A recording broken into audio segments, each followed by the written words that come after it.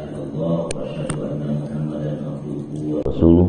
Allahumma shalli ala Muhammad wa ala ali Muhammad kama shallaita ala Ibrahim wa ala ali Ibrahim fil alamin innaka Hamidum Majid. Bapak-bapak dan ibu jamaah salat subuh yang dimuliakan Allah, puji dan syukur kita memanjatkan hanya kepada Allah Subhanahu wa taala. Alhamdulillah pada pagi hari ini kita diberikan kesempatan, diberikan kesehatan oleh Allah sehingga kita bisa memenuhi undangan Allah, tentunya dalam rangka melaksanakan sholat subuh berjamaah. Salawat dan salam semoga Allah tetap melimpahkan kepada Nabiullah Nabi Muhammad sallallahu alaihi wasallam, kepada keluarganya, kepada sahabatnya, kepada tabi'in, tabi'in sampai kepada kita semua yang insyaallah berusaha mengikuti jejak dan langkah beliau. Ibu dan bapak jamaah yang dimuliakan Allah, kita geser topiknya ya. Urusan pernikahan kita tinggalkan dulu. Sudah beberapa episode nikah terus. Nah, ini ada efek dari pernikahan ya, dan tidak jauh pendekatannya. Kemarin waktu pernikahan itu kita membahas tentang wali ya, tentang wali. Nah, wali yang wali nasabiah, wali genealogis, kita menyebutnya garis keturunan atau hubungan darah, gitu ya. Nah, itu pasti berpengaruh terhadap waris ya dari wali itu. Nah, oleh karena itu yang kita pahami pada kesempatan sekarang, kita menyamakan dulu persepsi pemahaman kita tentang hukum waris itu. Ya, ada ungkapan Rasulullah, ilmu yang banyak ditinggalkan nanti, kata Rasulullah itu, ilmu yang banyak ditinggalkan oleh kebanyakan orang itu salah satunya adalah ilmu tentang waris. Tetapi manusia membutuhkannya.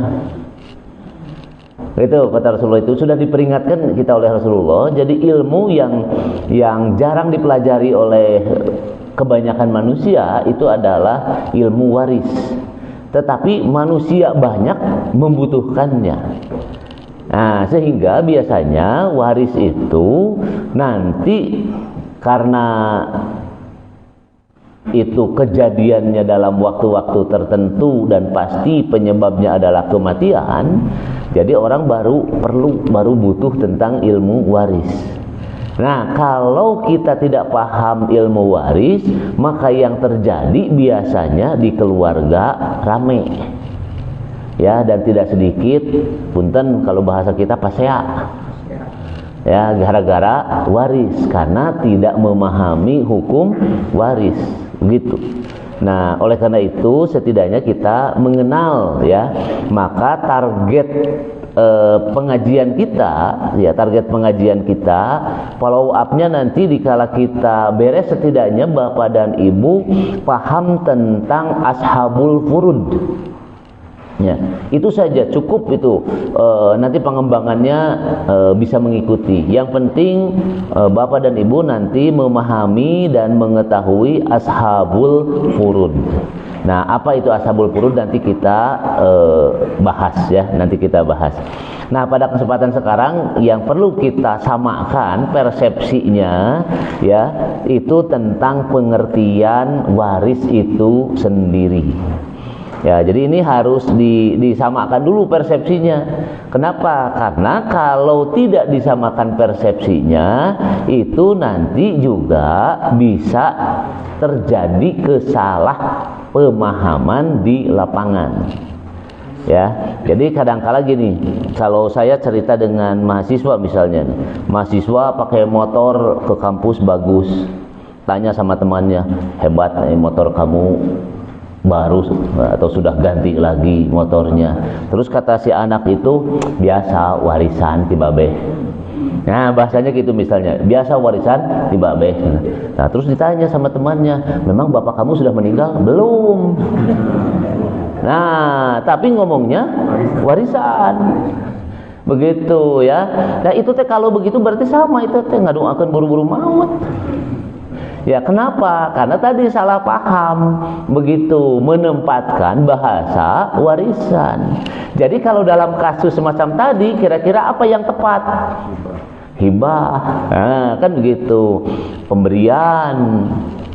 Nah, jadi kita itu kadangkala seutak-setik warisan. Seutak-setik warisan begitu. Padahal syarat dari sebuah warisan itu apa? Kematian. Nah, ini yang harus kita luruskan begitu ya.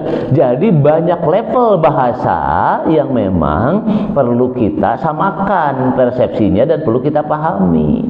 Ya, kalau dalam bahasa misalnya untuk sosial keagamaan ada bahasa infak, ada wakaf, ya kan begitu ya, ada zakat, ada sodakoh. Nah, itu akad-akad nih dari awal kita pembahasan tentang pemahaman muamalah itu adalah akad-akad yang tabarruat. Itu yang pernah saya sampaikan ya. Ya, akad tabarruat. Nah, termasuk yang akan kita bahas sekarang waris itu juga adalah akad tabarruat. Nah, lawannya akad tabarruat itu adalah akad muawwadot. Itu ya, akad muawwadot. Nah, kalau diterjemahkan ke dalam bahasa Indonesia, Bapak dan Ibu pasti cepat nangkap. Akad tabarruat itu adalah akad sosial. Sedangkan akad muawwadot itu adalah akad komersial. Cuma segitu bedanya. Nah, jadi dari awal saya sudah mengantarkan kepada Bapak dan Ibu, kalau minta, kalau minjem, kan gitu ya.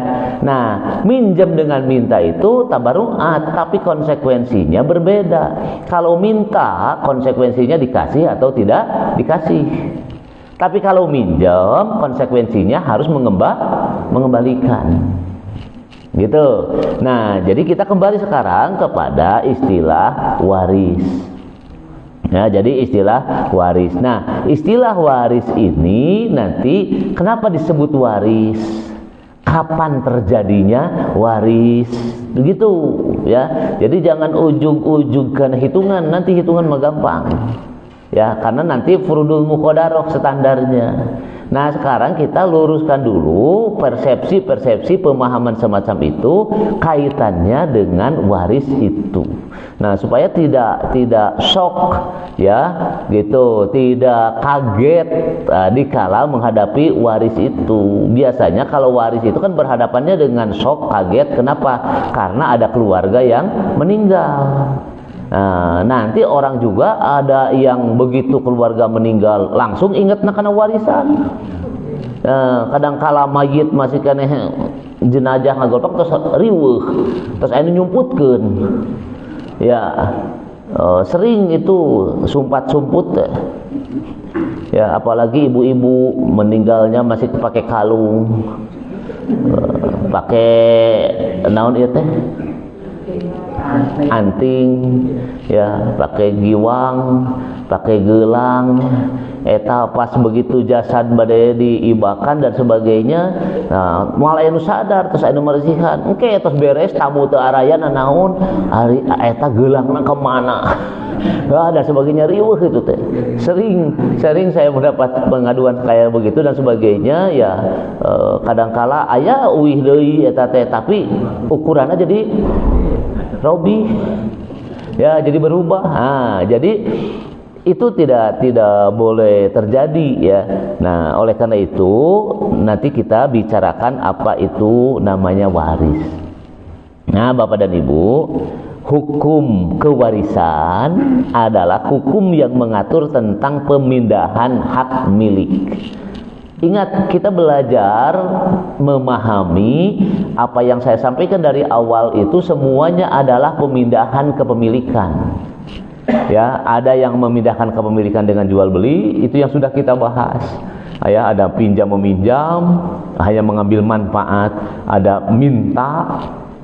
Nah, sekarang waris itu juga hakikatnya adalah pemindahan kepemilikan.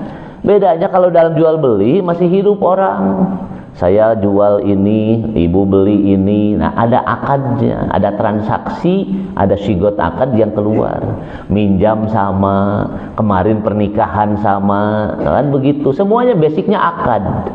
Nah, sekarang dalam waris itu tidak ada akad. Kenapa? Karena si yang punya harta meninggal.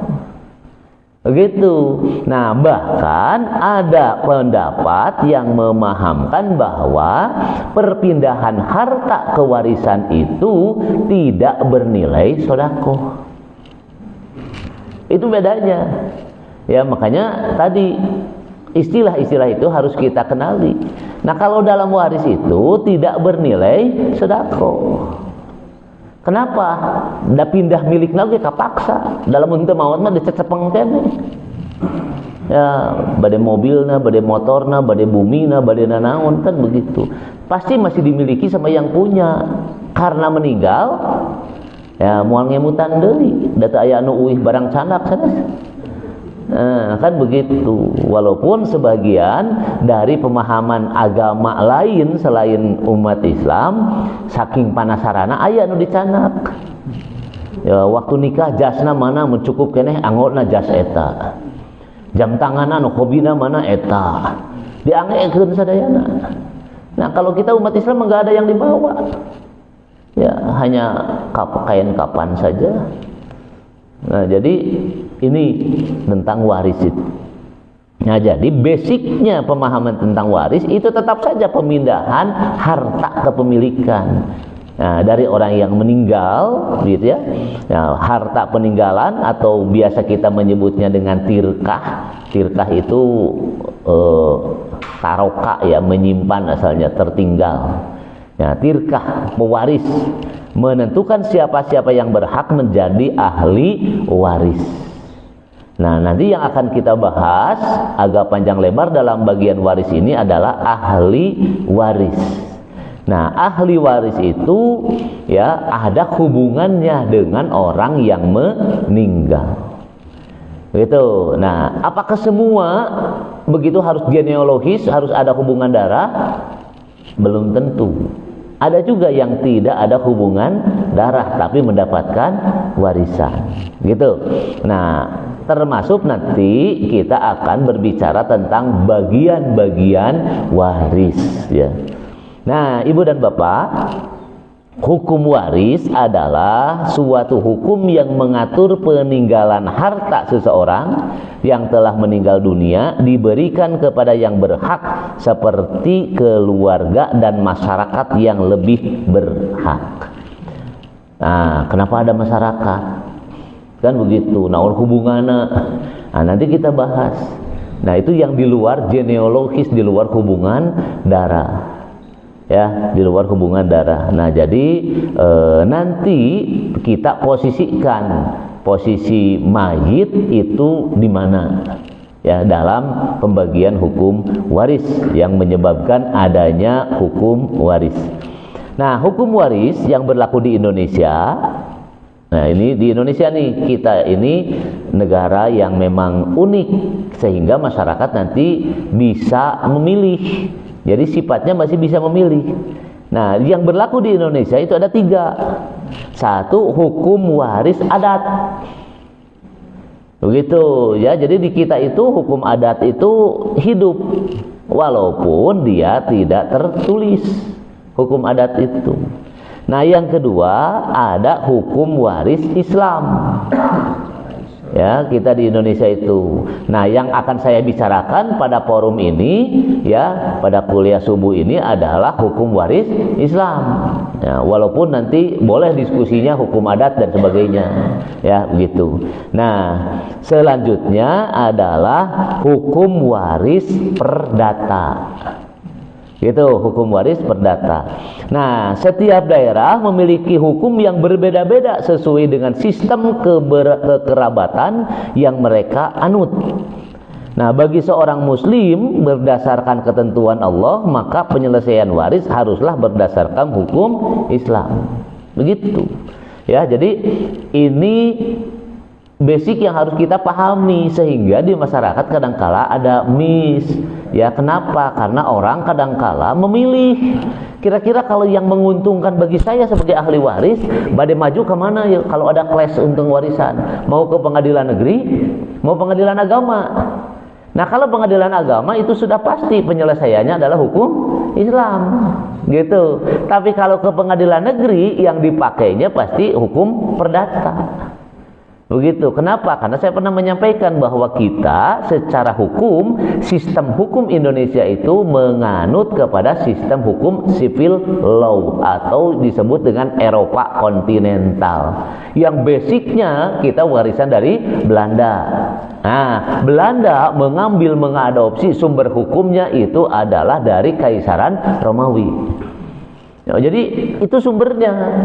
Nah, jadi yang dipakai kalau kita mengajukan hukum waris penyelesaiannya ke pengadilan negeri, nah penyelesaiannya pasti basicnya perdata, gitu. Tapi kalau kita pengadilan agama, maka nanti basicnya adalah Islam. Tapi kalau hukum adat biasanya kekeluargaan. Nah, dalam daerah tertentu biasanya ada kepala suku. Itu ya, masih kalau dulu di kita masih mending, kalau di Jawa itu biasanya naib dulu sebelum masuk ke pengadilan. Nah, naib atau Pak Lebe ya begitu. Nah, itu masih mending, berarti hukum adatnya yang dipakai basicnya kepada Islam, walaupun campur tadi dengan hukum adat. Itu walaupun campur. Nah, Ibu dan Bapak, jadi jangan aneh nanti kalau misalnya kita mendapatkan atau menemukan kasus-kasus di lingkungan kita, itu pasti masih tergantung selera orang. Mau kemana dia menyelesaikan warisnya. Kalau ada sengketa tentang waris, nah kalau dia lari ke pengadilan negeri, berarti basicnya hukum perdata. Gitu. Tapi kalau misalnya ke peradilan agama, nanti hakim menyelesaikannya basicnya adalah hukum Islam, gitu ya. Nah, walaupun misalnya yang berjalan di kita ya tadi baru di kisaran hukum Islam atau hukum perdata, itu hukum perorangan, versusnya adalah hukum publik atau yang biasa dengan hukum pidana. Nah, ini tentang meluruskan pemahaman kita. Jadi di Indonesia itu masyarakat masih boleh memilih untuk menyelesaikan waris itu. Ya. Nah, ini biasanya orang kalau pengacara, pakai pengacara dan sebagainya, nah terus hitung-hitungan kira-kira yang menggugat itu akan menguntungkan ke pengadilan negeri, dia pasti menempuh pengadilan negeri. Nah, misalnya dari mana menguntungkan tidak menguntungkan, banyak faktor. Ya, salah satunya misalnya tentang pemahaman hak waris laki-laki, hak waris perempuan. Nah, itu pasti hitungan perdata dengan Islam berbeda perlakuannya.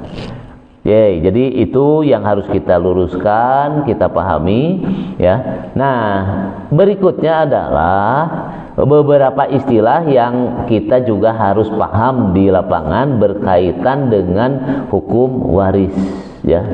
Saya masih ingat saya didesak sama almarhumah Allahu yarham Bu Haji Prayitno sejak online dia, Pak Haji Mutarom, sejak kita mengadakan pengajian awal di online, suruh cepat-cepat saya membahas tentang waris dan diskusinya tidak terjadi. Ya, baru kesampaiannya sekarang. Jadi udah berapa tahun dari online itu ya. Dan rupa-rupanya beliau sering konsultasi ke saya tentang waris itu. Aimana wite mual ya, kembali kepada yang hakiki, Allah Subhanahu wa taala. Nah, jadi begitu. Nah, inilah kita baru kesampaian membahas tentang waris. Nah, ini istilah-istilah. Pewaris adalah orang yang pada saat meninggalnya atau yang dinyatakan meninggal berdasarkan putusan pengadilan beragama atau pengadilan agama ya, meninggalkan ahli waris dan harta peninggalan. Ini zaman sekarang makin sini makin tertib, dan masyarakat begitu tertib makin merasa sulit. Ya, sekarang itu kalau dulu Pak Haji Warid budakna iya sabar hiji, 4, 5 tos. Nah, nggak usah bikin surat keterangan ahli waris. Sekarang kalau ngurus surat-surat terutama urusan tanah rudet. Karena pasti harus ada keterangan ahli waris. Ahli waris keluarnya dari mana? Pengadilan agama.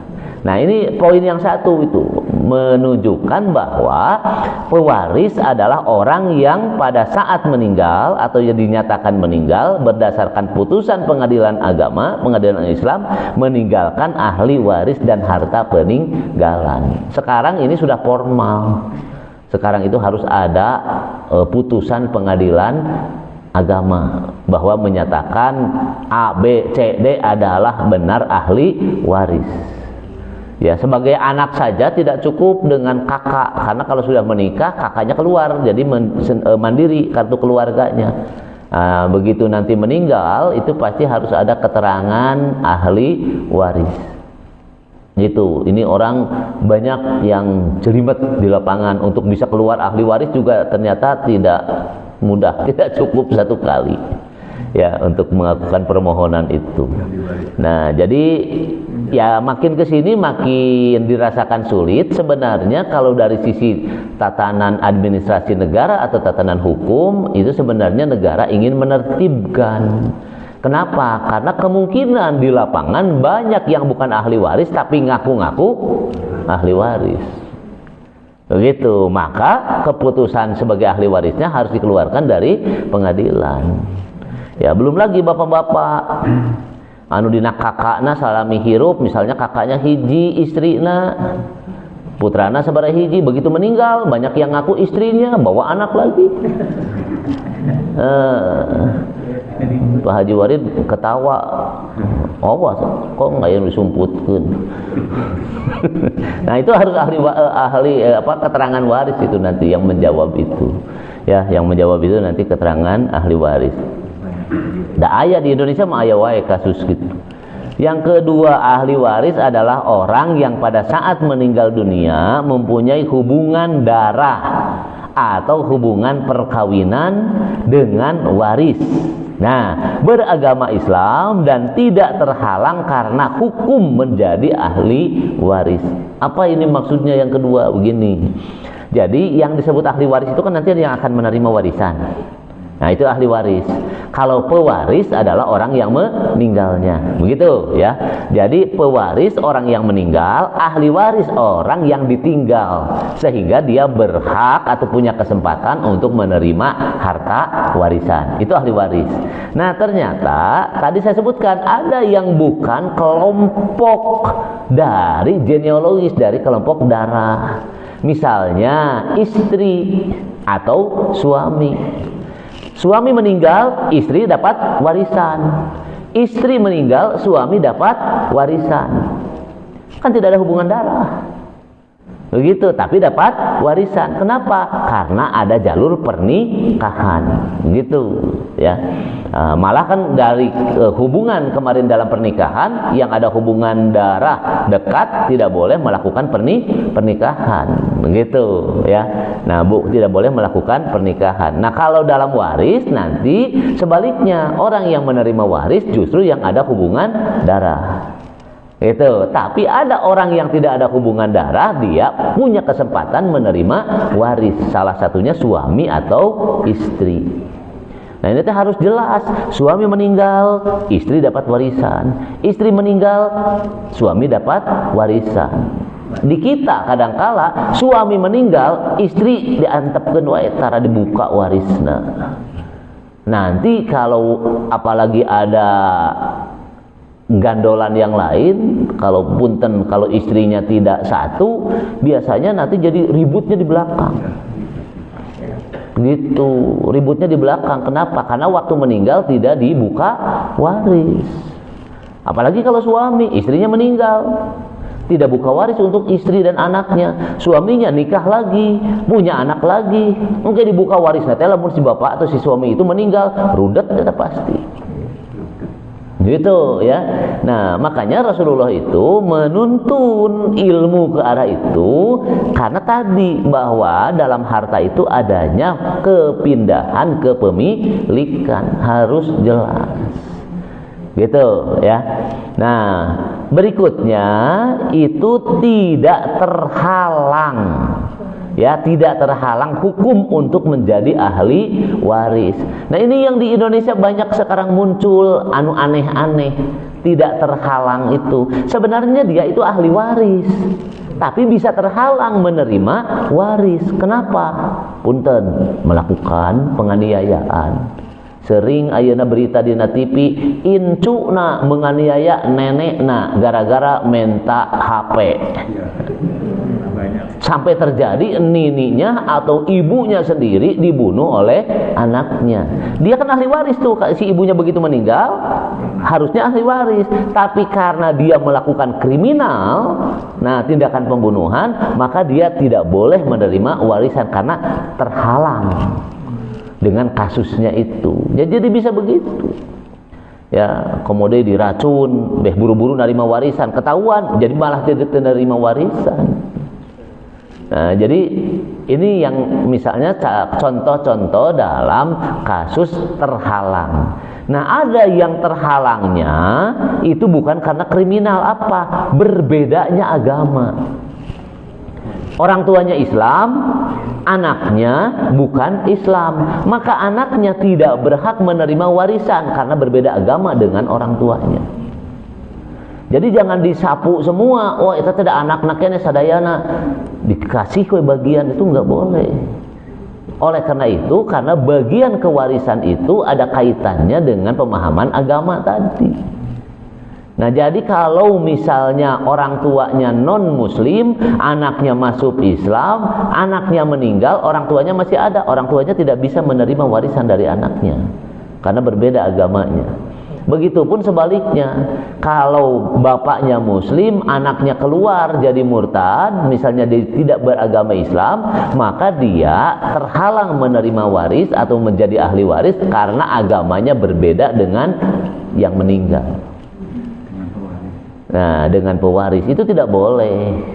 Begitu. Nah, kadangkala di kita udah sarua anaknya, terus saudara-saudaranya nggak enak bahwa misalnya kakaknya nih keluar dari agama Islam, adik-adiknya nggak bisa ngomong apa-apa. Padahal secara hukum dia tidak boleh menerima warisan karena berbeda agama. Nah, ini yang banyak kasus-kasus di kita semacam itu. Nah, berikutnya ini tentang harta. Harta peninggalan adalah harta yang ditinggalkan oleh pewaris, baik yang berupa benda yang menjadi miliknya maupun hak-haknya. Nah, jadi definisi tentang harta itu dalam warisan, bisa harta itu berbentuk benda. Ya, ingat materi kita paling awal tentang kebendaan, tentang definisi benda yang sudah saya sampaikan. Ya, jadi kewarisan itu bisa benda, bisa hak-haknya. Nah, misalnya begini, kalau benda jelas lah di rumah dari mulai katel, cowet, piring, ya, sampai ke mobil, sampai rumah itu benda. Ya, anu biasa diparabutkeun kan begitu karena kelihatan. Tapi ada hak-hak mayit waktu hidup itu juga menjadi warisan.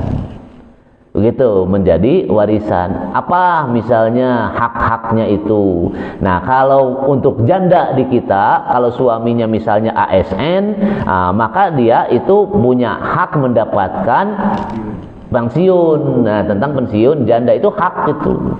Ya, walaupun bendanya belum kelihatan karena dia datangnya tiap bulan begitu, tapi hak pensiunnya dia dapat. Begitu. Nah, itu bisa diurus begitu ya. Nah, ini bagiannya Pak Haji Sasongko, hafal betul begitu ya tentang hak-hak begitu, hal semacam itu. Nah, jadi itu adalah waris juga, haknya itu bisa diturunkan, nah, bisa diwariskan. Nah, apalagi misalnya asuransi. Kalau si mayit ikut asuransi, maka nanti hak asuransinya, klaimnya bisa diturunkan kepada ahli waris. Nah, termasuk di dalamnya itu adalah hutang. Begitu ya. Jadi kalau suami minjam, istri harus tanda tangan supaya kalau suaminya meninggal, istrinya yang bayarin. Nah, itu pasti diminta begitu. Sebagai ahli waris biasanya mau asuransi, mau ke bank, mau apa dan sebagainya. Nah, kalau kita minjemnya dengan tetangga, kadang-kala susurumputan, omatnya ulah terangeun caroge abdi. Lamun ibu mau mungkin mulai numpang mayarkeun. Jadi kudu terus terang. Komode ke tukang ngiridit barang, entong bebejanya aya caroge abdi ke menagih omat, mungkin mun caroge itu teh salah. Nah, karena nanti kalau ibu meninggal tidak ada yang bayarin, jadi harus terus terang. Ya, begitupun bapak-bapak sama. Nah, itu karena ada hak-hak di luar benda nyata. Itu adalah hak-hak kewarisan juga sama yang harus diterima, diselesaikan. Nah, ini tentang harta atau definisi harta. Berikutnya adalah harta waris, adalah harta bawaan ditambah bagian dari harta bersama. Ya, setelah digunakan untuk keperluan pewaris selama sakit sampai meninggal. Nah, biaya pengurusan jenazah, ya, begitu juga pembayaran hutang dan pemberian untuk kerabat harus diselesaikan dulu. Itu yang namanya harta waris juga. Begitu ya, jadi harta waris juga. Pada dasarnya harta itu ada harta bawaan, ada harta tambahan. Kalau orang Sunda sudah menyundakan begitu bahasa Arab menjadi bahasa kita. Nah, jadi harta hasil usaha bersama selama berkeluarga biasanya disebut dengan awar kasab. Ya, hasil usaha bersama. Tapi kalau harta asal adalah harta pembawaan. Bisa saja suami atau istri mendapatkan warisan dari orang tuanya. Nah, itu harta bawaan namanya, bukan harta awar kasab. Ya. Nah, atau dalam bahasa kita sekarang, dalam bahasa umum suka disebut dengan harta gono gini, gitu. Jadi awar kasab sama dengan gono gini, sama dengan harta bersama, begitu istilahnya. Nah, jadi kalau ibu dapat warisan banyak dari orang tua, berarti itu harta ibu. Ya, belum tentu harta suami. Di sini nanti itu harus dijelaskan, karena nanti aplikasi fikihnya itu banyak perdebatan di sini. Ya, banyak perdebatan. Kalau istrinya banyak mendapat warisan, terus istrinya meninggal, nah, apakah suaminya mendapatkan harta dari bawaan istrinya? Rame oge. Begitu ya perdebatan. Atau misalnya hanya kekayaan warisan yang dibawa oleh si istri saja atau suami saja. Nah, jadi boleh dipisahkan begitu. Dengan mendefinisikan ini, maka nanti boleh dipisahkan mana harta bawaan, ya, mana harta bersama, hasil usaha, hasil nabung bareng. Nah, kan begitu selama rumah tangga. Yeay. Wasiat. Nah, ini wasiat. Wasiat adalah pemberian suatu benda dari pewaris. Siapa tadi pewaris? Yang meninggal, kepada orang lain atau lembaga yang akan berlaku setelah pewaris meninggal dunia. Nah, ini wasiat. Ya. Dan orang yang sudah wasiat pertama di sini Pak Haji Muhtarom. So, ada yang ingat nggak wasiat Pak Haji Muhtarom? Ingat ya. Siapa? Apa Pak Eko? Jadi syahid loh. Iya betul. Enggak apa-apa, jadi contoh punten Pak Haji Muhtarom jadi contoh. Nah, jadi itu wasiat begitu. Nah, jadi kalau ada orang meninggal itu harus dilihat ada wasiat atau tidak. Wasiat itu harus diselesaikan sebelum pembagian waris. Nanti poinnya begitu. Ya, harus diselesaikan sebelum pembagian waris. Ya, kan begitu. Jadi ini wasiat. Wasiat itu menjadi pembagian harta, pemindahan kepemilikan juga yang harus diselesaikan sebelum waris. Jadi wasiat pemberian suatu benda dari pewaris kepada orang lain atau lembaga yang akan berlaku setelah pewaris meninggal. Nah, ini ada contoh di kota Bandung waktu itu geger, di media juga naik. Ada seorang ibu tua tidak punya anak, kekayaannya banyak karena dia mantan pejabat di Telkom. Nah, begitu meninggal berarti ahli warisnya nanti siapa? Saudara-saudaranya pada datang. Tapi datang notaris sebelum pembagian itu dan membukakan wasiat, dan ternyata wasiatnya adalah rumah yang ditinggali oleh si ibu tua itu diberikan kepada tukang beca. Kepada tukang beca. Nah, itu geger tuh waktu itu Kota Bandung. Wow, ahli warisnya padahal ngincar rumah rata-rata karena rumahnya di daerah Cihamplas gede. Nah, kan begitu. Ternyata si ibu tua itu selama hidupnya dia tukang beca itu nginep, dikasih kamar di rumahnya, suka nyapu, beberes, dan kalau sakit si ibu itu kemana-mana yang nganter ke dokter kemana itu tukang beca itu. Begitu, dia pakai beca kemana-mana. Ya, kalau sudah hidup berumah tangga kan sendiri, walaupun banyak saudara.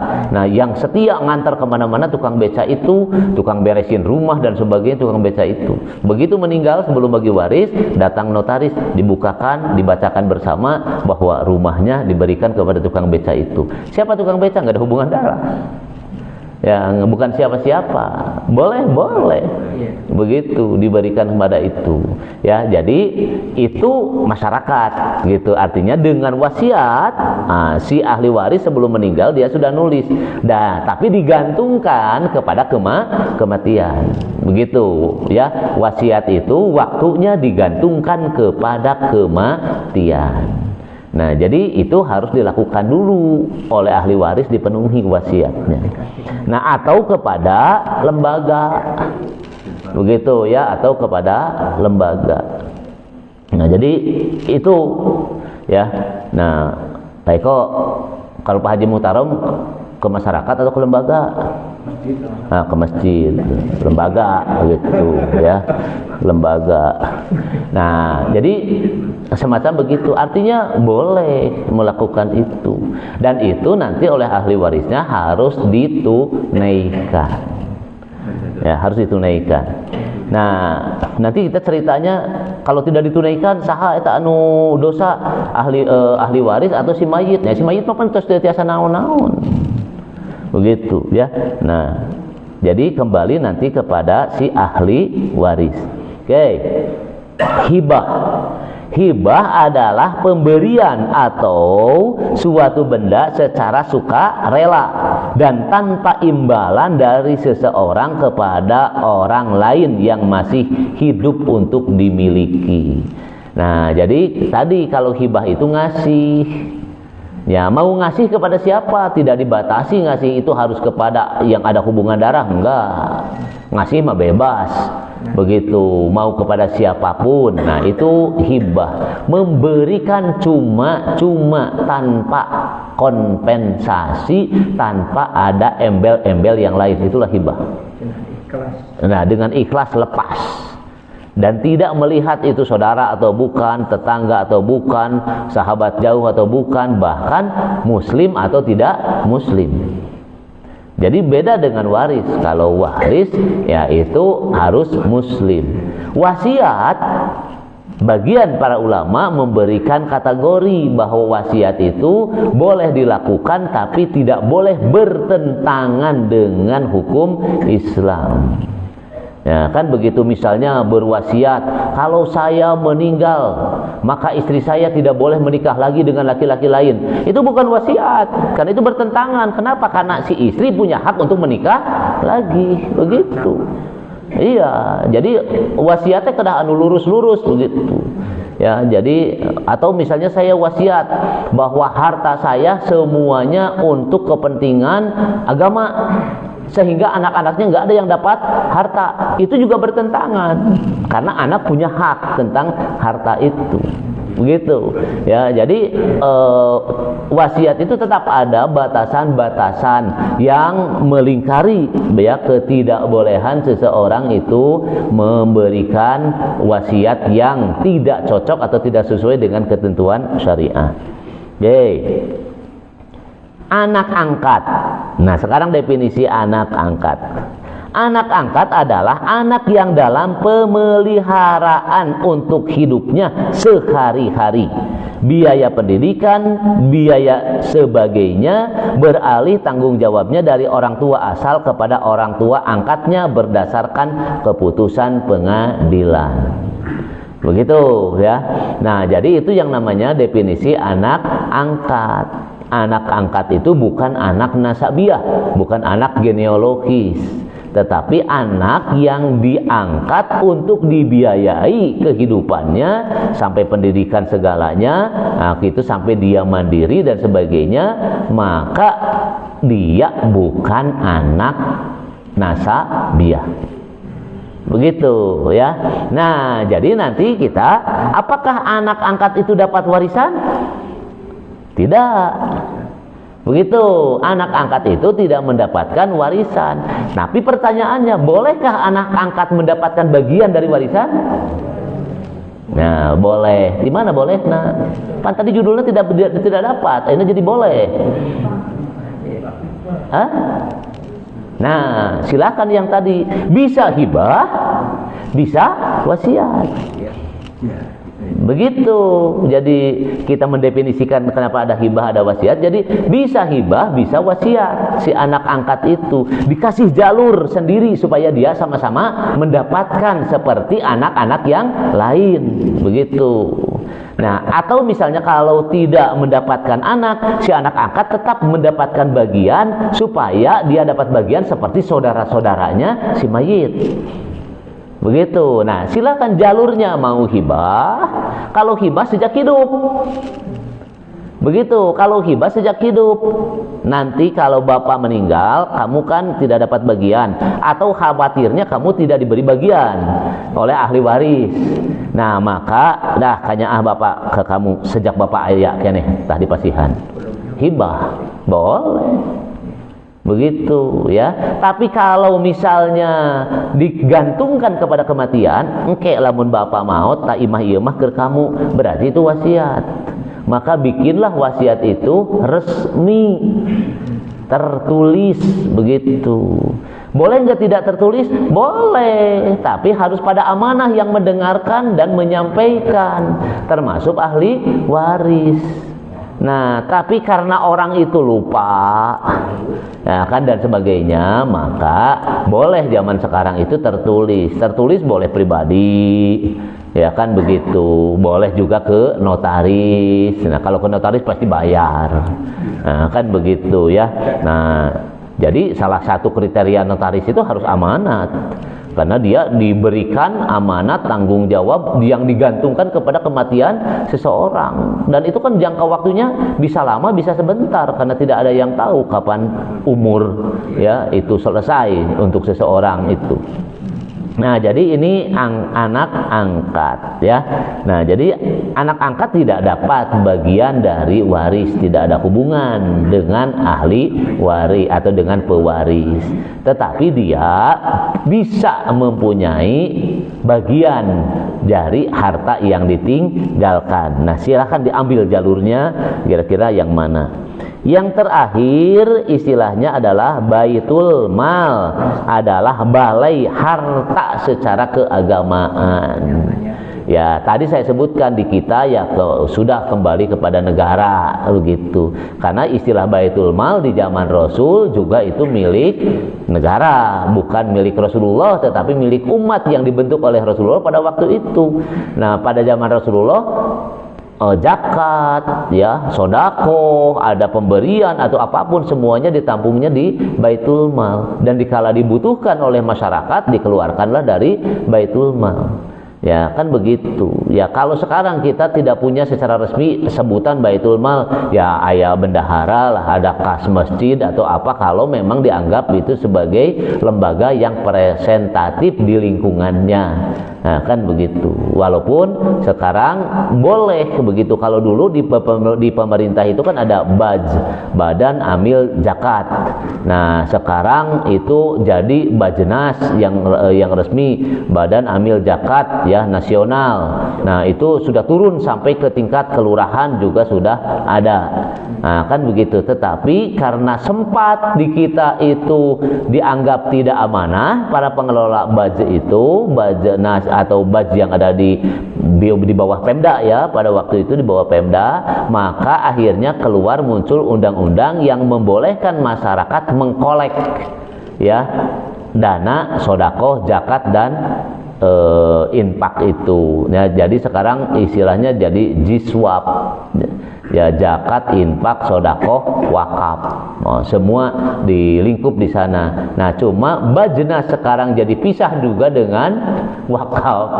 Nah, lembaganya berkembang terus ya, berkembang terus. Jadi sekarang wakaf ada badan wakaf.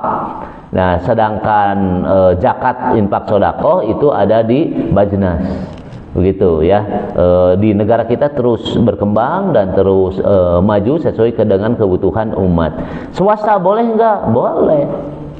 Nurul Hidayah boleh enggak bikin laj, lembaga amil zakat? Boleh. Gitu ya. Tetapi keluar dari Departemen Agama izinnya itu yang resmi minimal dia pernah menggulirkan 10M baru keluar izin.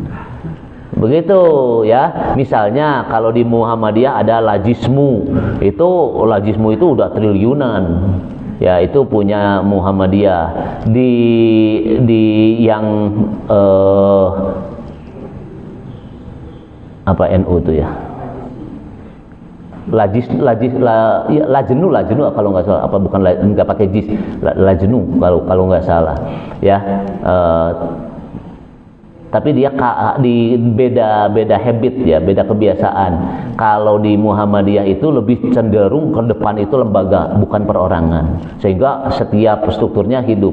Nah, kalau di NU, di Nahdiyin itu perorangan yang lebih ke depan.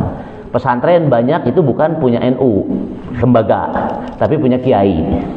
Begitu bedanya ya. Nah, jadi rata-rata termasuk mau pesantren, perguruan tinggi, mau apapun itu punya perorangan. Jadi kalau dihitung aset organisasi dia kecil. Kalau dihitung aset organisasi kecil. Nah, kalau Muhammadiyah dihitung aset organisasinya dia paling gede dan lembaga terkaya sedunia karena nggak ada lagi.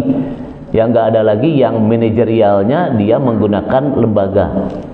Gitu. Jadi rumah sakit pasti bukan punya perorangan. Walaupun kita wakaf misalnya mau masjid atau mau apapun itu pasti menjadi milik lembaga. Sehingga yang punyanya sudah tidak bisa andil lagi untuk mengatur detail, tetapi dia diberikan penghargaan untuk ikut-ikut sama mengelola. Nah, tapi kalau meninggal itu sudah bukan milik perorangan. Nah, kalau di Nahdiyin banyak pesantren besar-besar tapi itu milik kiai. Jadi tidak bisa diambil menjadi milik lembaga NU-nya.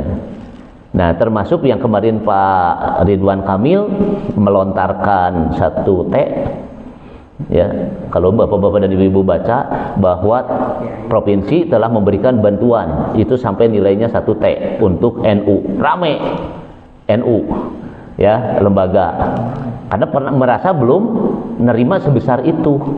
Nah, begitu dibuka listnya itu hampir semuanya yang paling banyak itu kiai-kiai. Pesantren itu, pesantren ini dan sebagainya itu ya kepunyaan NU. Nah, akhirnya didem lah atau saya didem, tong diramaikan. Karena sudah ada catatannya semacam itu. Nah, jadi itu personality ya, kembalinya ke personality. Nah, ini Baitul Mal di kita ya. Jadi ada yang memang sudah melembaga. Kalau bank yang bagus ya awalnya diawali dari Bank Mandiri Syariah. Ya, yang sekarang karena digabung semuanya di BSI, nah itu bapak-bapak bisa menikmati, bisa melihat dari lajenya Mandiri. Awalnya itu di rest area, sekarang masjidnya itu dari mereka rata-rata representatif lah, bagus-bagus. Ya, itu dari satu bank saja, kalau benar dikelola dan sebagainya itu bisa dirasakan oleh umat. Ya, bisa dirasakan oleh umat. Nah, kebayang kalau setingkat BCA misalnya mau berbagi semacam itu, pasti duitnya banyak, donasinya banyak, dan kita gandrung kan senang memakai BCA karena dia kelebihannya di IT. Nah, kelebihannya IT, teknologinya yang tinggi. Ya, kalaupun sekarang BCA bukan sudah milik lagi Bank Om Lim ya. Dia sudah dikooptasi, diambil saham terbesarnya yang punya sekarang BCA itu adalah Jarum Super, punya perusahaan jarum. Nah, jadi sudah begitulah bergantian. Nah, ini Baitul Mal, kembali lagi Baitul Mal itu menjadi sebuah lembaga yang memungkinkan nanti kena cepretan waris gitu. Yang kena cepretan waris. Nah, zaman dulu ya itu Baitul Mal, zaman Rasulullah semuanya. Harta rampasan perang masuk dulu Baitul Mal, nanti pembagian kepada para sahabat siapa yang ikut berperang ada persentasenya. Nah, jadi itu tentang Baitul Mal. Nah, di kita mau pakai yang mana begitu ya, mau pakai yang mana. Nah, Baitul Mal di kita tidak muncul secara langsung begitu, tetapi melalui lembaga-lembaga itu.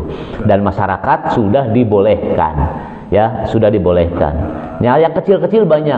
Dan 1 minggu kalau nggak salah, 1 minggu atau 2 minggu yang lalu itu sudah muncul keluar rilis lembaga-lembaga yang resmi ada izin dari Depag dan yang tidak ada izin. Itu sampai 86 kalau nggak salah kemarin. Termasuk salah satunya adalah saya lihat ada Percikan Iman, Pak Haji. Percikan Iman itu belum termasuk lembaga yang legal keluar dari Depag. Padahal kiprahnya di lapangan sudah cukup besar. Saya kemarin pulang dari Garut beriringan dengan sebuah ambulan HIS.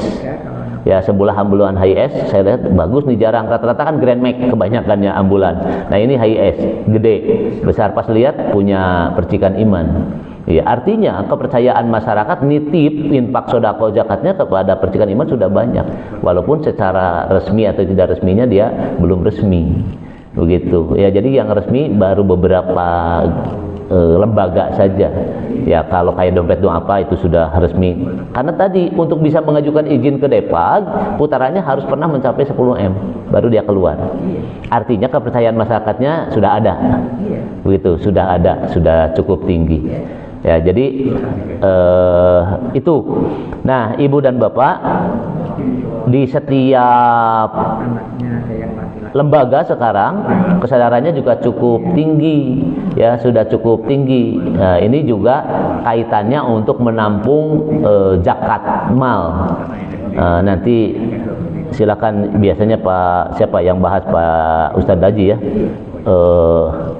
dikaji tafsirnya, ya, dikaji tafsirnya itu tentang zakat profesi, karena ada yang belum bisa menerima zakat profesi begitu. Ya, zakat masih sesuai dengan yang Rasulullah perintahkan saja, pertanian, zakat mal, peternakan, ya kan cuma itu. Nah, sedangkan sekarang bapak-bapak jadi ASN, ada yang kerja di proyek, jadi apa dan sebagainya. Nah, biasanya di lembaga-lembaga itu ditampung, ya, Pemkot saja itu ada potongan zakat. Ya, Pemkot Kota Bandung ada potongan zakat. Jadi langsung zakatnya sudah dipotong melalui payroll, ya, di bank. Begitu, tapi masuk ke itu Bajenas Kota Bandung gitu, tapi untuk Pemda. Nah, kan banyak di kita lembaga-lembaga yang muncul semacam itu. Nah, itu awalnya pro kontra tentang zakat profesi, ya, apakah zakat profesi itu boleh atau tidak boleh dan sebagainya. Titiplah ke Pak Ustadz Daji ke pamingaos tafsirna zakat profesi. Oke. Nah, jadi Baitul Mal, ya, ini harta yang ditampung, ya, di sebuah lembaga yang memang diakui dan itu sebagai lembaga keagamaan. Nah, Ibu dan Bapak, saya rasa ini adalah istilah-istilah yang memang berkembang, ya, di kita begitu, di tatanan kenegaraan kita, dan kita mau tidak mau harus kenal dengan istilah-istilah itu supaya tidak salah berimplementasi, tidak salah melakukan di lapangan, ya. Nah, di lapangan itu kalau tadi misalnya cek ke peradilan agama, maka itu adalah hukum Islam, tapi hukum Islam yang sudah membumi di Indonesia, jadi fikihnya Indonesia. Nah, itu dalam bentuk HKI. Jadi hukum kompilasi ya, atau kompilasi hukum Islam gitu ya. Nah itu yang menjadi acuan para hakim biasanya ke sana. Nah apakah itu sesuai dengan fikih ya, terutama CQ-nya misalnya ke kitab kuning ya, ke para ulama salaf. Nah itu pasti ada modifikasi, namanya juga pasti fikih. Begitu, pasti fikih itu adalah sesuatu yang membumi dengan kontekstual masyarakat di mana itu berada atau di mana itu berlaku. Begitu, itu yang bisa saya sampaikan. Sudah hampir jam 6. Mangga Pak Haji Muhtarom, teras mana di blok sini ada Pak Eko, teras Bu, ada yang mau? Ibu-ibu atau saya mah waisan saja. Warisan saja, padahal warisan saja. Mangga Pak Haji. Baik, bismillahirrahmanirrahim. Ada 3 ya kita tanyakan. Pertama, bagaimana hukumnya orang yang memilih waris yang bukan menurut Islam? Hukumnya dalam surat Nisa itu yang akan melaka. Kemudian yang kedua tentang homofili. Saya belum menemukan dalil tentang homofili di dalam Quran ataupun dalam hadis. Yang ada kan suami dapat sekian, istri dapat sekian. Nah, bagaimana kalau hanya mengikuti Al-Quran, tetapi tidak mau menggunakan homofili karena tidak mengikuti Quran? Yang ketiga, hibah. Ketika masih hidup memberikan hibah kepada anak-anak, tetapi tidak sesuai dengan hukum Islam, boleh nggak? Ya itu. Kalau nggak, Pak Eko lanjut. Saya ini yang poin yang kedua tadi, ahli waris adalah orang yang pada saat meninggal dunia mempunyai hubungan darah atau hubungan perkawinan dengan pewaris. Pertama, Islam tidak terlarang karena hukum untuk menjadi ahli waris. Itu yang terakhir, tidak terlarang karena hukum untuk menjadi ahli waris. Tadi contohnya misalkan menganiaya ya, Isa. Kemudian yang kedua tadi murtad. Nah ini gimana kalau seandainya kan menurut ini nggak, kalau dia misalkan menggugat melalui perdata, apakah tetap nanti kalah sama yang ini Pak? Ya. Ya Pak. Terima kasih. Mangga Haji. Bagaimana kalau suami ini kawin, terus istrinya meninggal, kemudian dia kawin lagi punya anak. Nah itu yang meninggal itu apakah dapat harta warisan? Dan dia punya saudara. Yang kedua, bagaimana antara masalah hak tadi anak umur itu, si pewaris itu punya harta dan dihibahkan ke anak umur semuanya. Tapi mereka ini punya utang. Kira-kira yang anak punya kewajiban untuk bayar utang apa tidak?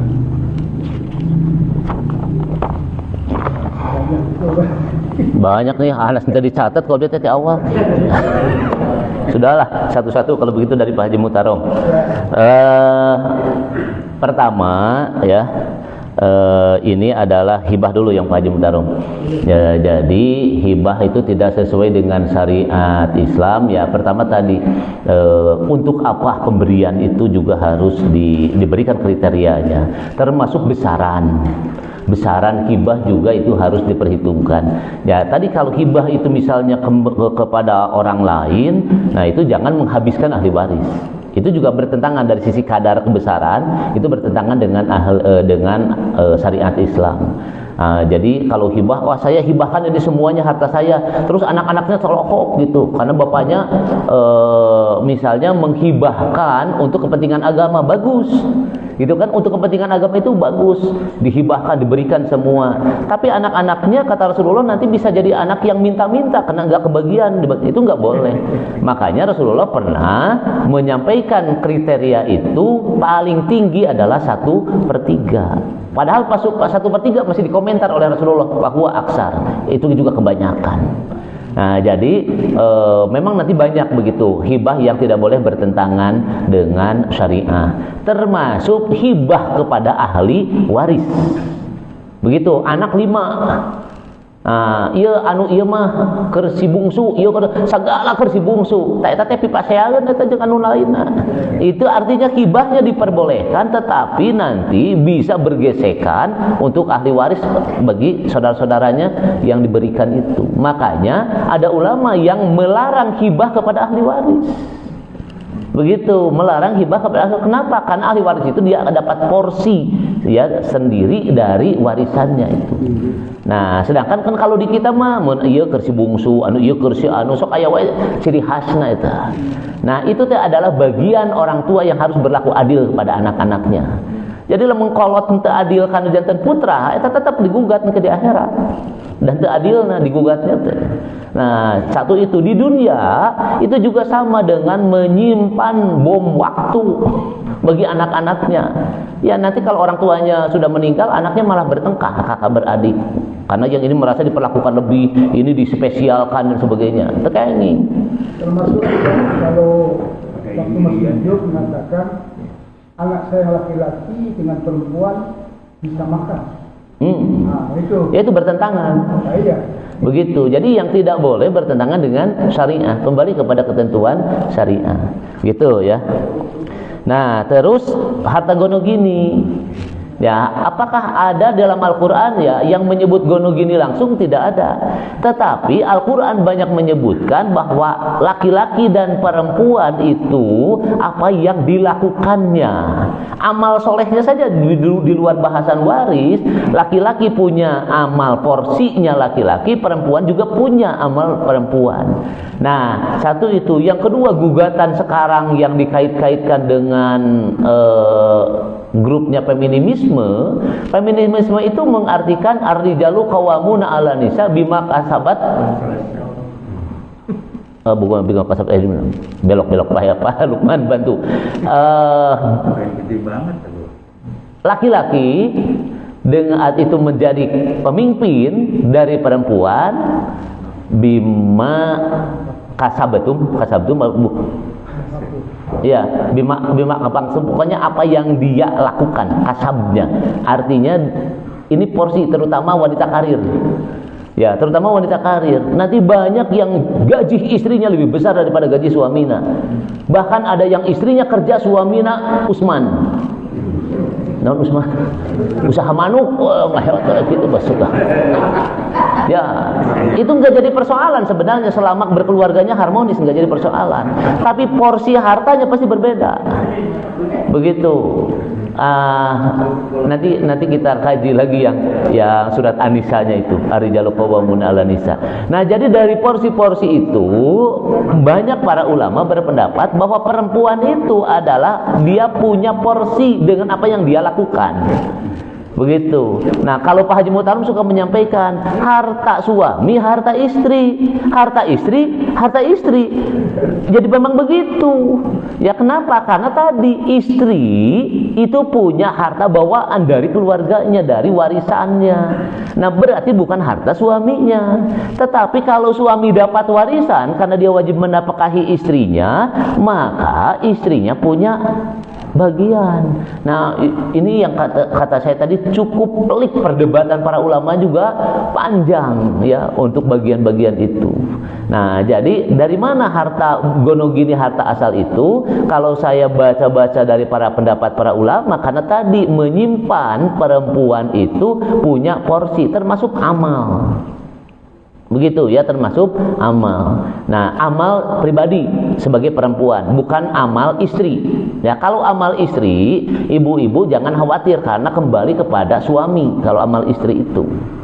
Ya, jadi jangan berpikir begini, kalau suami beramal, ya terus istrinya tidak dapat pahala karena yang beramal suaminya. Dapat. Apa yang dilakukan oleh suami, istri mah dapat, udah. Santai saja, begitu. Nah, kecuali kalau yang sudah tidak punya suami, dia beramal dengan dan untuk dirinya. Begitu ya perempuan itu. Nah, makanya perempuan mah pintu surganya gampang. Taat ke suami atau pantau surga mah atas muka. Begitu ya, itu untuk perempuan itu porsi harta gono gini. Sudah ya Pak Haji? 2, 3 pertanyaannya teh. Yang hukumnya memilih. Oh iya, memilih yang pertama. memilih tadi, karena tadi saya menyampaikan ada hukum adat, ada hukum Islam, ya CQ peradilan agama kalau di kita, dan ada hukum perdata.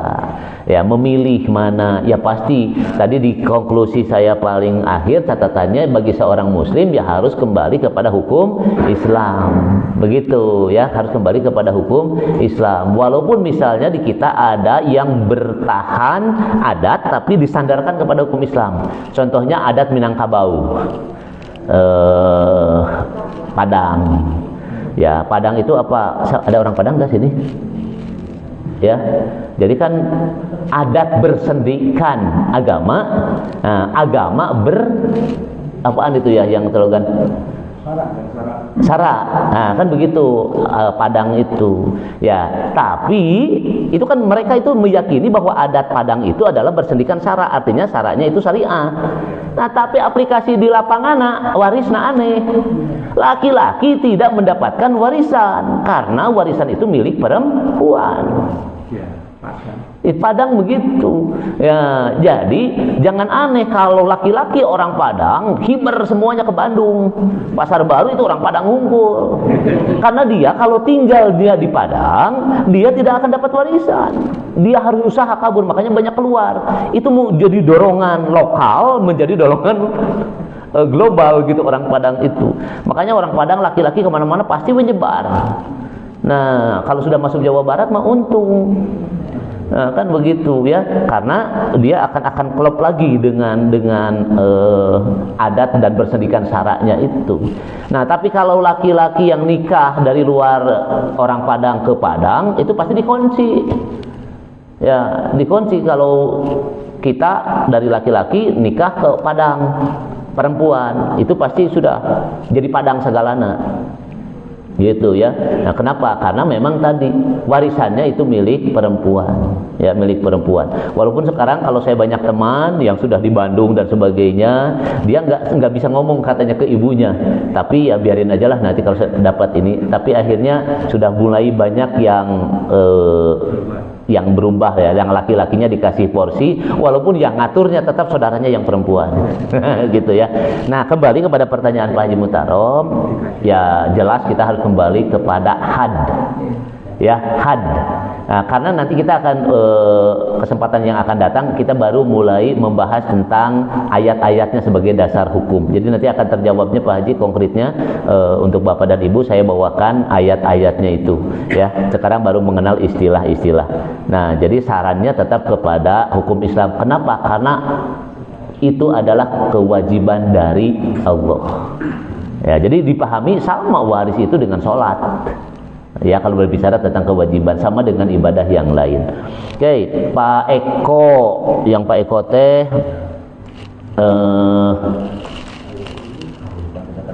Pak terhalang ya, terhalangnya bukan penganiayaan ya tadi teh.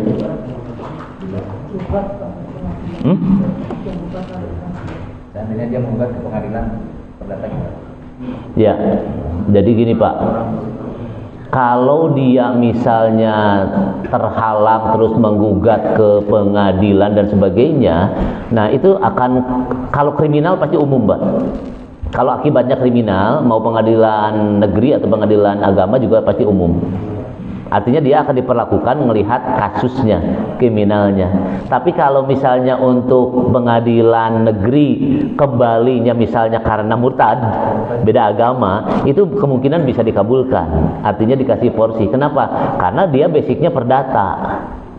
Begitu. Dan perdata dia tidak melihat agama.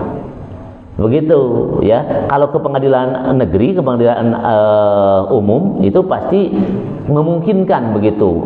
Dengan hebatnya pengacara atau ini dia bisa dapat porsinya. Tapi kalau ke pengadilan agama itu pasti tidak mungkin, dia tidak akan dapat karena murtad itu. Ya. Nah, itu di kita yang saya sebutkan tadi, mana yang menguntungkan dia memilih pengadilan itu.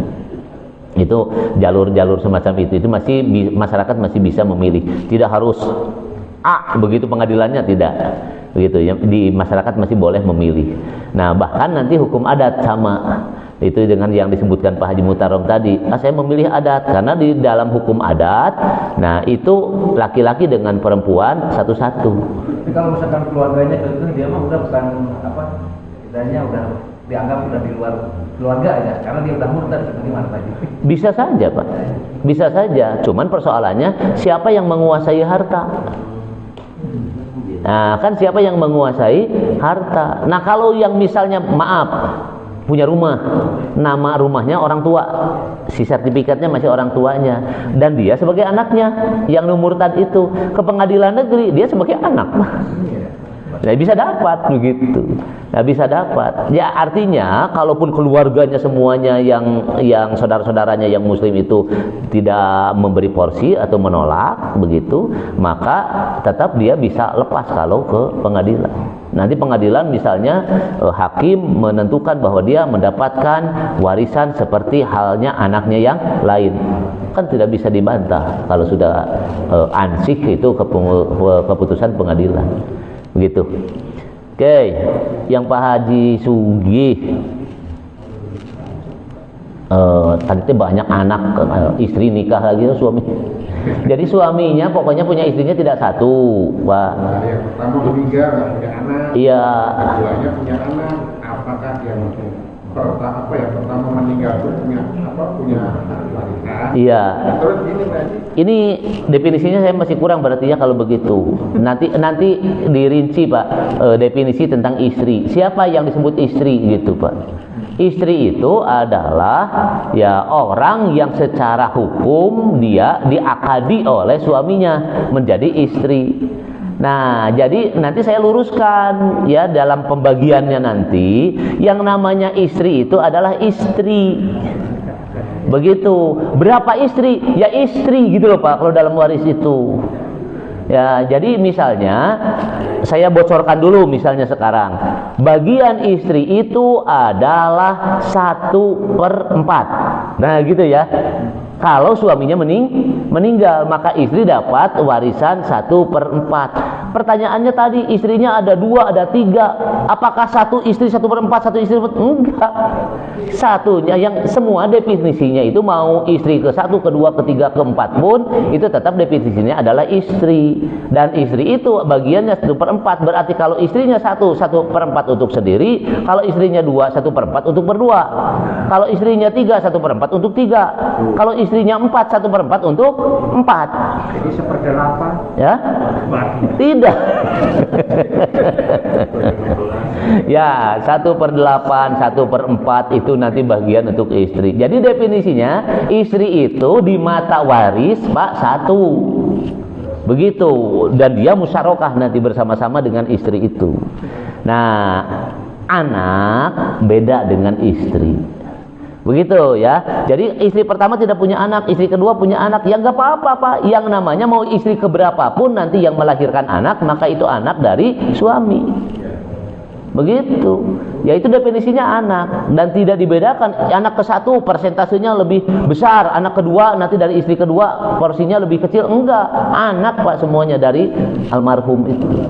Begitu ya. Nah nanti insya Allah kita bahas porsi berapa-berapanya kaitan dengan pembagian hukum waris itu. Ibu-ibu,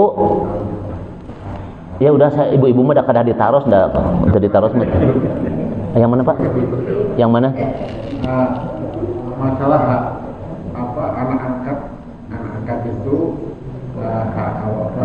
hartanya dibangkan ke anak angkat semua. Tapi si bapak ini orang tua yang meninggal ini punya utang. Nah utang itu yang berhak bayar siapa? Apakah ahli waris atau anak angkat yang dikasihkan? Iya. Itu nanti kita bahas Pak, langkah berikutnya sebelum pembagian waris. Salah satunya tadi ada wasiat, ada hutang. Jangan dulu dipeta konflik dengan bagian anak angkat. Jadi sebelum pembagian waris maka hutang harus dibayar terlebih dahulu. Cuma persoalannya tadi hibah kan gitu. Berarti hartanya sudah tidak ada. Begitu, terus meninggal. Nah pertanyaannya, siapa yang wajib membayar hutang? Ahli waris. Anak angkat bukan ahli waris. Dia sudah dapat hibah. Dia secara hukum dia bisa ngeles tidak bayar hutang Pak, karena bukan ahli waris. Gitu. Tapi kalau dia menikmati harta yang begitu banyak dari pemberian, ari bapak nanya ke anjeuna, ari anjeuna nya teu kalau jadi bapak angkatna. Nah, tinggal itu paling kembali ke hati, Pak. Begitu. Tapi secara hukum nggak bisa dipaksa dia untuk bayar hutang. Kata anak-anaknya misalnya dia atau misalnya saudaranya ya, karena tidak punya anak. Nah, kata saudaranya, kamu kan dapat bagian harta banyak diberi. Ya, itu kan pemberian.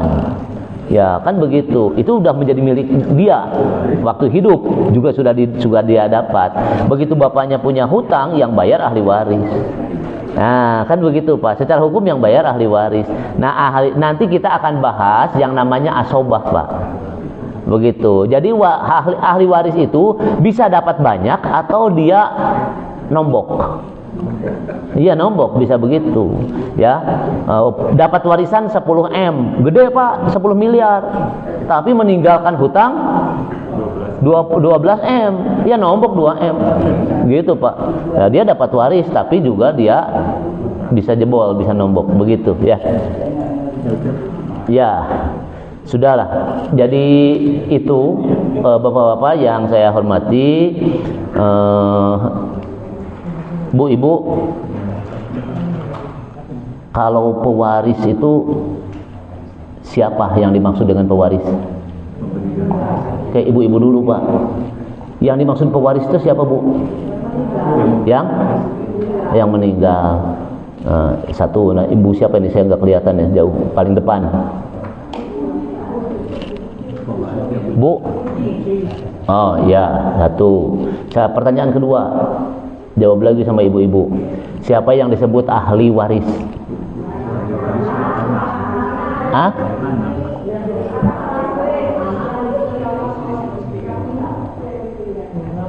Anak. Jangan jawab anak, pantas ada yang tidak punya anak dan sebagainya. Siapa ahli waris? Orang yang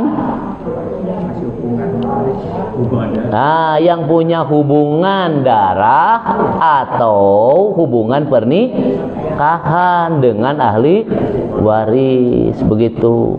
Ya sudah, ini yang lurus saya, yang mukena merah teh siapa? Nggak kelihatan udah. Ya, 1, 2. Ya sudahlah, 2 orang ya. Atur nuhun. Hah? Yang punya hubungan darah. Mau nanya? Apa?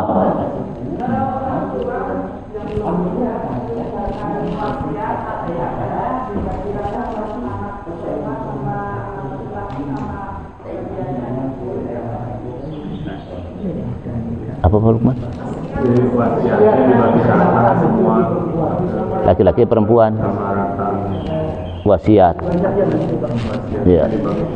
Sama dengan yang Pak Haji Mutarom tadi, mirip ya.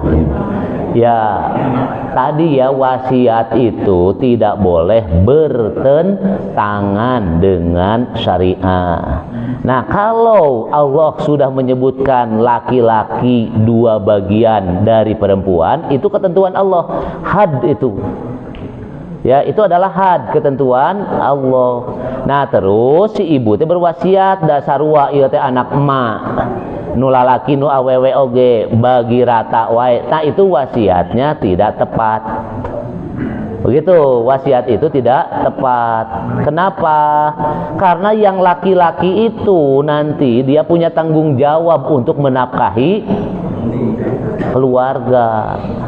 Kalau perempuan tidak punya tanggung jawab menafkahi keluarga dan dia akan ditopang, makanya kelihatannya kayak adil. Nih kita lihat kasus, kelihatannya seperti adil wasiat semacam itu, tapi nanti diimplikasi di lapangannya jadi jomplang. Anak perempuan jadi kelihatan kekayaannya banyak karena dia dapat warisan dengan porsi yang sama, tambah lagi dibiayai oleh suaminya. Tapi yang si anak laki-laki yang disamakan, dia kelihatannya jadi di bawah rating si yang perempuan, yang saudara perempuan. Apalagi kalau dia kasabnya punten misalnya dia pas-pasan. Nah, berarti dia dikebiri, itu haknya, harusnya dapat 2. Padahal dia punya tanggung jawab untuk mensejahterakan keluarga si laki-laki itu. Kadang-kala lupa wasiatnya ke arah itu. Ya kan begitu, kadang-kala lupa. Nah, jadi anak perempuan jadi gede, anak laki-laki jadi alit. Naon margina? Karena anak laki-laki dia usaha sendiri menghidupi keluarganya, anak perempuan diusahakan oleh suaminya, plus lagi dengan porsi yang sama. Hati-hati, efeknya itu bisa begitu. Ya, jadi itu had, itu tidak boleh. Ya, sudah baru mengenalkan saja definisi. Wallahu a'lam bishawab. Assalamualaikum warahmatullahi wabarakatuh. Door prize-nya yang 3, satu ibu yang depan saya yang abu, yang merah dengan yang pertanyaan terakhir. Jadi bapak-bapak